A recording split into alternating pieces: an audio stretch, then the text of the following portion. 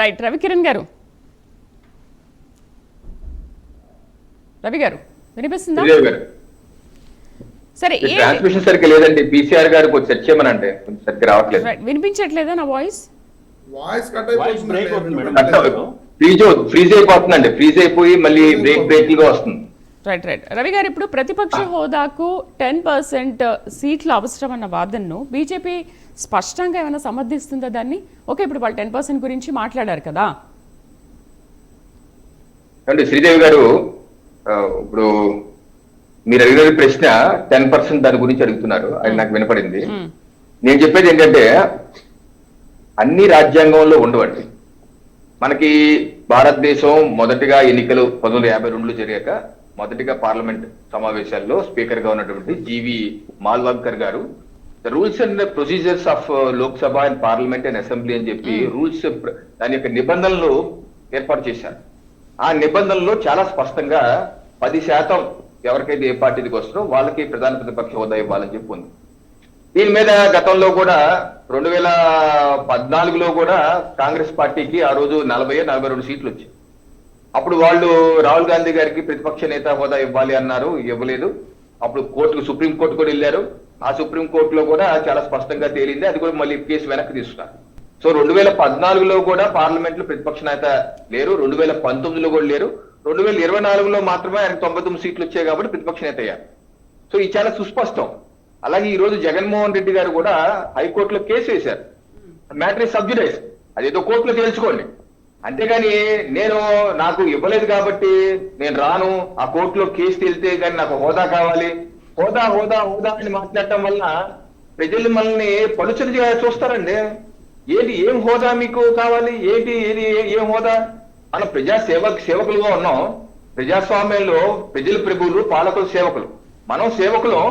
మనం వెళ్ళి మనల్ని ప్రజాప్రతినిధిగా ఎన్నుకుంటే శాసనసభలో కానీ లేకపోతే పార్లమెంట్ లో కానీ మన పని మనం చేయాలి. కానీ నాకు హోదా కావాలి, హోదా కావాలి, హోదా కావాలి అంటే ఇది సిగ్గుచేటు కదా అండి. నవ్వుపోదురు గారు నాకేంటి సిగ్గు అన్నట్టు జగన్మోహన్ రెడ్డి గారు వైసీపీ పార్టీ ప్రవర్తిస్తే ఎలా కుదురుతుందండి? ఇంకోటి, ఇందాక వారు మాట్లాడుతూ అయోధ్య సంబంధించిన ఇష్యూ లేపారు. నేను వారు చెప్పేది ఏంటంటే అయోధ్యలో జరిగింది విరాళాల సమస్య కాదు, హుండీలో ఉన్నటువంటి చోరీ.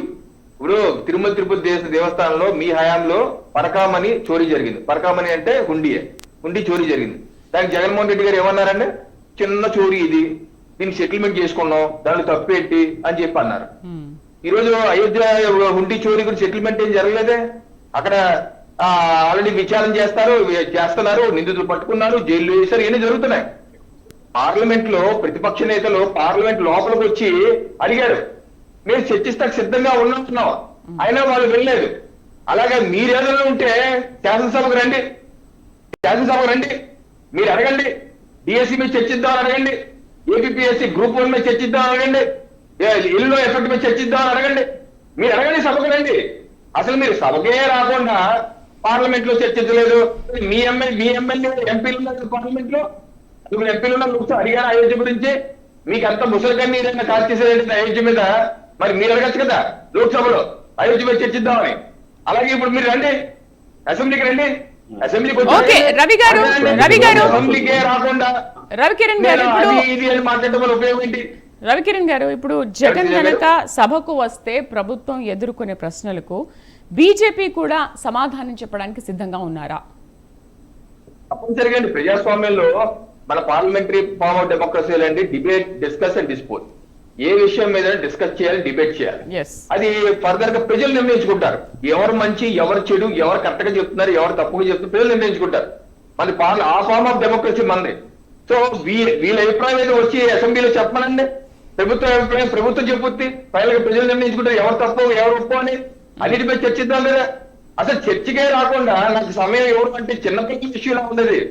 ఎలా ఉందంటే చిన్నపిల్లలు గుర్తున్నారు, నాకు సమయం స్కూల్కి వెళ్ళాలి, నా టీచర్ కొడతారు, స్కూల్కి వెళ్ళాలి అన్న విధంగా తయారయ్యారు. మీరు సమయం ఇస్తారా? ఎవరు సభకు వస్తే చేసి మాస్తారు. అదేగా మా రాష్ట్ర అధ్యక్షుడు వారు అంది, విష్ణు కుమార్ రెడ్డి గారు ఏమన్నారు, మా సమయం కూడా నీకే ఇస్తాం, మేము మాట్లాడము, మా సమయం కూడా నీకే ఇస్తాం, నువ్వే మాట్లాడు, ఎంత మాట్లాడుతున్నారు. రైట్ వాయిస్ బ్రేక్ అవుతుంది, మీరు ఒకసారి చూసుకోండి. మీరు ఒకసారి వాయిస్ మీ బ్రేక్ దగ్గర అవుతుంది చూసుకోండి. ప్రాబ్లం శశి గారు? ఫ్రీజ్